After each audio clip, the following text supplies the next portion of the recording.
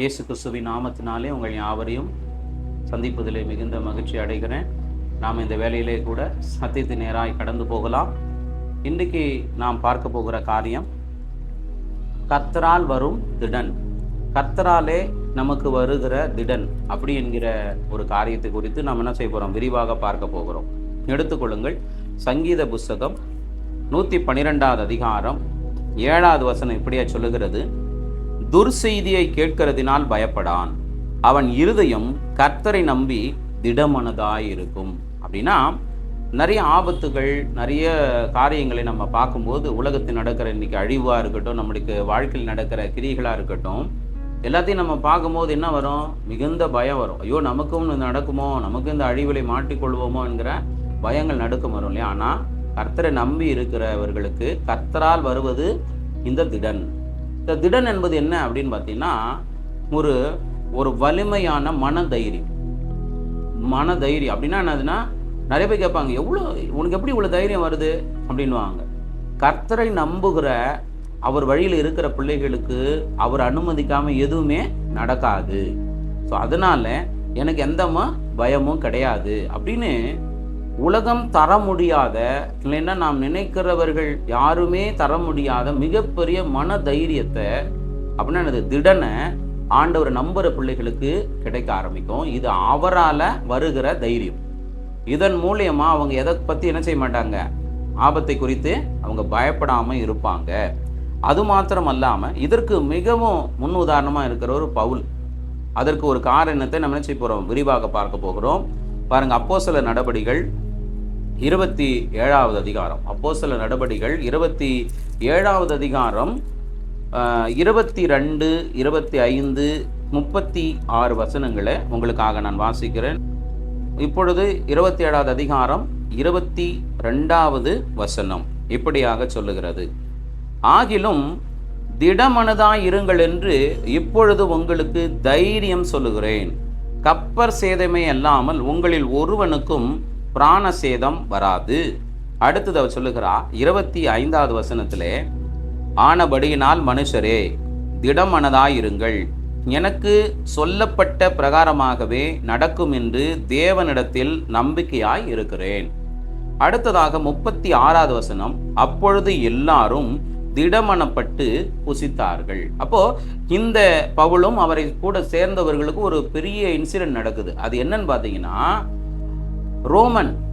ரோமனுடைய பேரரசன் ராயனுக்கு அபயமிடுவேன் என்று சொன்னார். ஏன்னா இங்கே கேஸ் நடக்கும்போது ரோம குடி உரிமை பெற்ற பவுலுக்கு என்ன இல்லை, நீதியாக விசாரணை நடக்காது, நம்மளை எதனா பண்ணிடுவாங்கங்கிற சூழ்நிலை வருகிற போது பவுல் நான் ரோமனுக்கு அபயமிடுவேன் அப்படின்னு என்று சொன்ன உடனே அவர் ரோம நாட்டிலே என்ன செய்கிறாங்க, ரோம குடிமுரிமைக்கான அங்கே ஆண்டு கொண்டு இருக்கிற ரோம பேரரசன் தான் ராயன். அப்போ அவங்க கையில் அனுப்புகிறாங்க, அங்கே போய் நீ பேசிக்கோ என்று சொல்லி அனுப்பப்படுகிறார். அப்பொழுது 100க்கு அதிபதியும் அவர் கூட இருக்கிறவர்களும் இவரும் சேர்ந்து என்ன செய்கிறார்கள், கப்பல் மார்க்கமாக, அப்படின்னு அது கடற்கரை மார்க்கமாக. அப்படின்னா ரோமன் நாடு என்பதை விட அது பட்டணம், அது ஒரு தலைநகரம். ஆனால் அது எங்கே இருக்கிறதுனால் இத்தாலி தான் அதனுடைய நாடு, அதனுடைய தலைநகரம் ரோம் என்று சொல்லப்படுகிறது. அந்த இடத்துக்கு தான் என்ன செய்கிறாரு, இந்த இத்தாலி ஐரோப்பா கண்டத்திலே வருகிறது.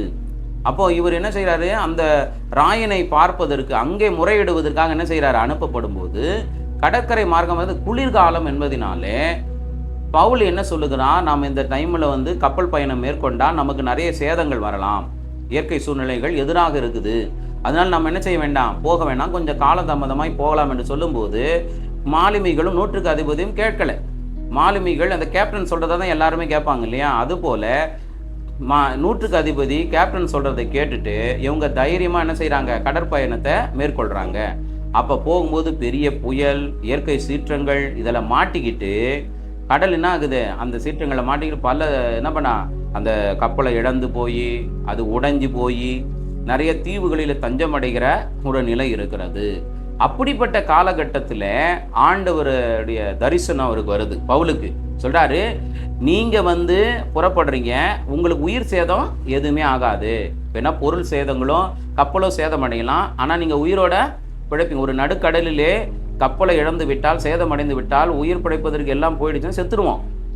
ஆனால் ஆண்டவர் சொல்கிறாரு, உங்களுக்கு பிராண சேதம் அப்படின்னா அது உயிர் சேதம் எதுவுமே வராது, நீங்கள் பயப்படாமல் போங்கன்னு பவுலுக்கு அவர் இது பண்ணும்போது, அப்போ தான் இந்த இழப்புகளை இவர் பேச்சை கேட்காம போனதுனால உணவுகளை எல்லாம் தூக்கி போட்டுடுறாங்க.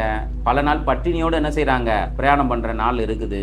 இப்படியா இருக்கிற காலத்தில் அவர் தைரியமாக என்ன செய்கிறாரு, அவங்களுக்கு ஒரு ஆளை சொல்கிறாரு, நான் ஆராதிக்கிற என் தேவன் அவருடைய தூதனை அனுப்பி என்ன சொன்னார், நீங்கள் சாக மாட்டீங்க, பொருள் சேதம் வந்தாலும் நீங்கள் சாக மாட்டீங்க, அதனால் தைரியமாக போங்கன்னு சொல்லியிருக்கிறாரு.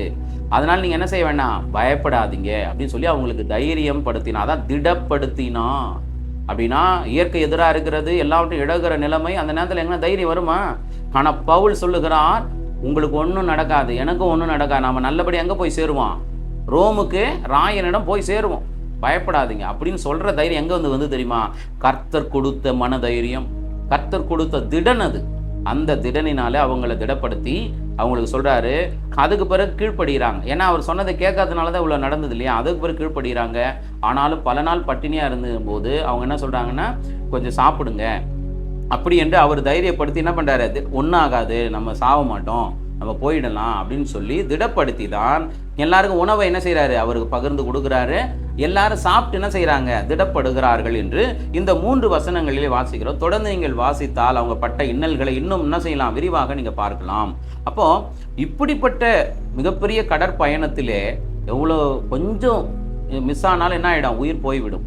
ஆனால் ஆண்டவரை நம்பின பவுலை தேவன் என்ன செய்யலை, ஒன்றுமே பண்ணல. அவங்க கூட இருந்தவங்களுக்கு எந்த உயிர் சேதமும் இல்லாமல் அவ்வளோ ஆபத்தில் என்ன செய்தாங்க, அவங்க கடந்து ரோமாபுரிக்கு என்ன செய்கிறாங்க, போகிறார்கள் என்பதுதான் மிகப்பெரிய இந்த தைரியம் எங்கேருந்து வந்தது? இந்த திடன் யார் கொடுத்ததுன்னா, கர்த்தரை நம்புவதினாலே அவருக்கு வந்தது.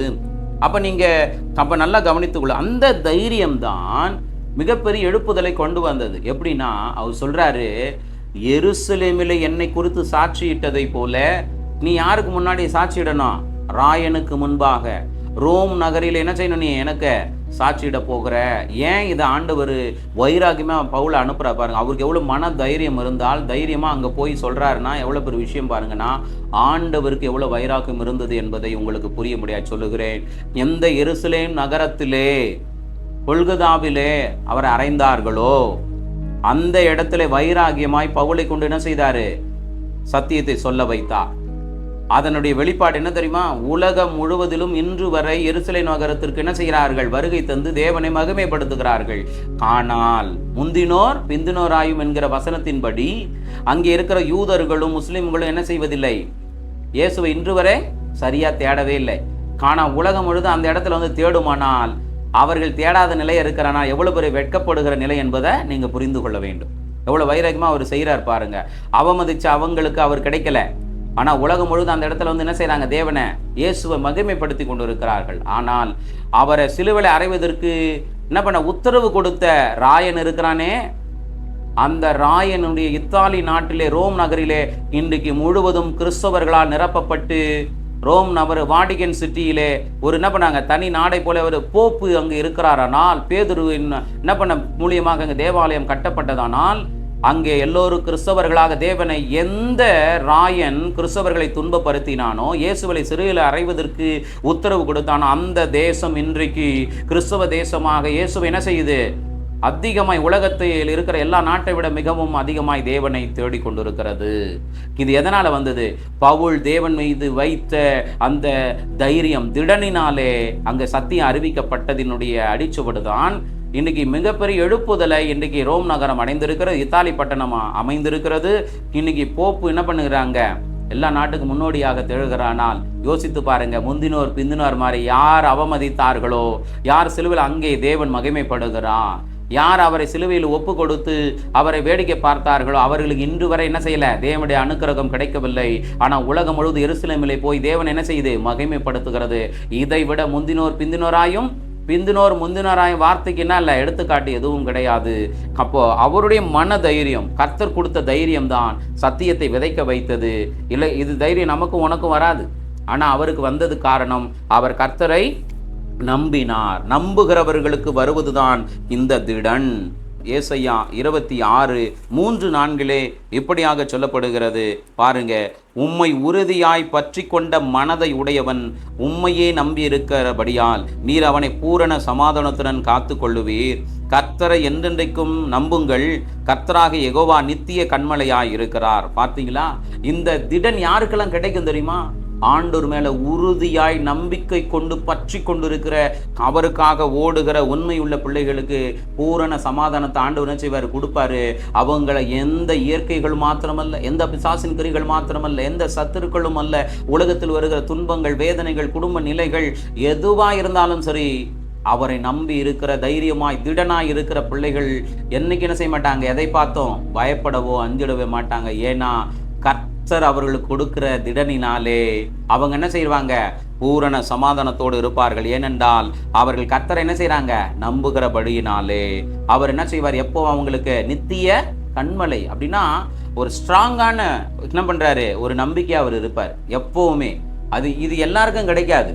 அவரை நம்பிக்கையா கொண்டு அவருக்காக உண்மையா வாழ்றாங்க பாரு, அவங்களுக்கு வர தைரியம். அதனாலதான் சொல்லுவாங்க, ஜெபித்து எப்படி நீ இதை சாதித்துடுவ? இவ்வளோ இது எதிர்ப்பை மீறி எப்படி உனக்கு ஆண்டவர் அற்புதம் செய்திருவேன் அப்படின்னு நிறைய பேர் கேள்வி கேட்பாங்க. உனக்கு எவ்வளோ தைரியம் இருக்குது, எப்படி உன்னால முடியும்?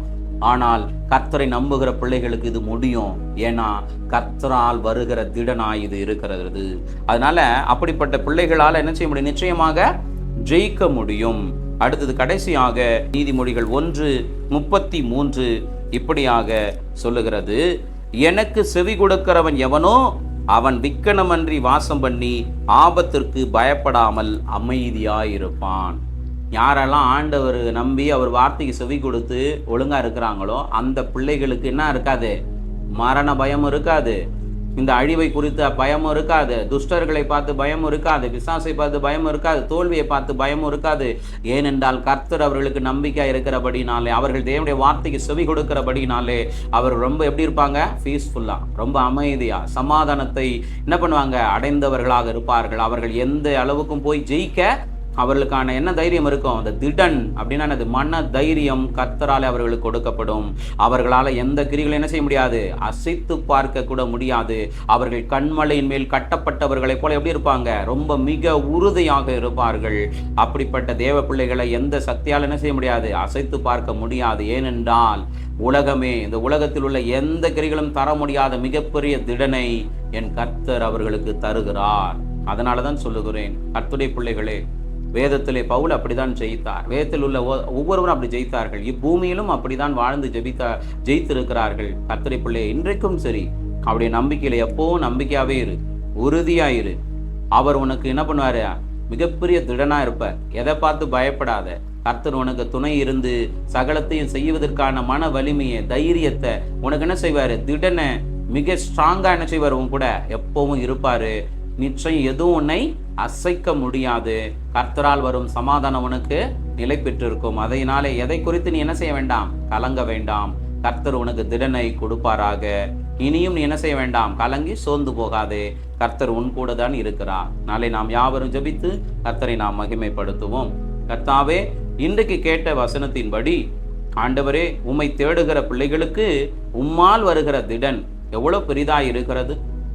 அன்றைக்கு யாரெல்லாம் திடனற்று போயிருக்கிறார்களோ அவர்களுக்கு இந்த வேளையிலே இந்த சத்தியத்தின் மூலியமாக திடனை அடையவும், உம்முடைய நம்பிக்கையில இருந்து சமாதானத்தை அடைந்து ஜெயிக்கவும் கிருபை தருவீராக.